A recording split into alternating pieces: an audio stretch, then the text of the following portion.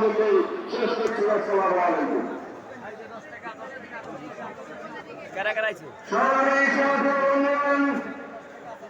এখন বক্তব্য রাখবেন ইসলামী আন্দোলন বাংলাদেশ ঢাকা মহানগর উত্তরের বিপ্লবী সভাপতি সহকারী মহাসচিব অধ্যক্ষ হাফেজ মাওলানা শেখ ফজলে বারী মাসুদ।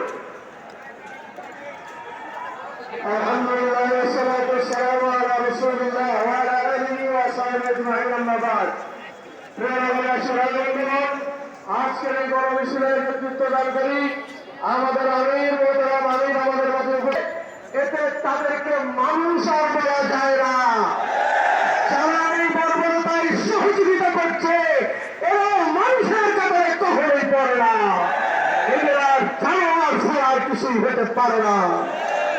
আমার আজকে আমরা গণ মিছিল করছি ইসরায়েলের বিরুদ্ধে। আমরা এদেশের মানুষও কিন্তু আজকে ভালো নাই। দ্রব্যমূল্যের যে অবস্থা, মানুষের নাবিশ্বাস চলেছে। যেগুলো কাঁচা তরকারি এখন 80 টাকার নিচে কাঁচা তরকারি সাধারণত পাওয়া যায় না। আমার গণমিছিল হচ্ছে ইসরায়েলের বিরুদ্ধে, গণমিছিল হচ্ছে ফিলিস্তিনিদের পক্ষে। আমাদের সময় এসেছে, আমাদের দেশের যা এই দেশের থেকে টাকা পাচার করছে, দুর্নীতি করেছে,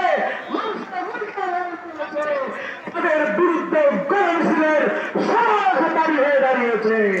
আসুন আগামী দিনে বিশ্বের চরণের নেতৃত্বে সকল কর্মসূচিতে আমরা অংশগ্রহণ করি, বাতিলের প্রতিবাদ করি। আল্লাহ তাআলা তৌফিক দান করেন। সবাই সাথী বন্ধুগণ, এখন সংক্ষিপ্ত বক্তব্য রাখবেন ইসলামী আন্দোলন বাংলাদেশের সরকারি যুগ্ম মহাসচিব মাওলানা গাজী আতাউর রহমান। মাওলানা গাজী আতাউর রহমান। আসসালামু আলাইকুম ওয়া রাহমাতুল্লাহি ওয়া বারাকাতুহু। নাহমাদুহু ওয়া নুসাল্লি আলা রাসূলিল কারীম, আম্মা বা'দ। ইসলামী আন্দোলনের মহতারাম আমির হযরত পীর সাহেব চরমনাই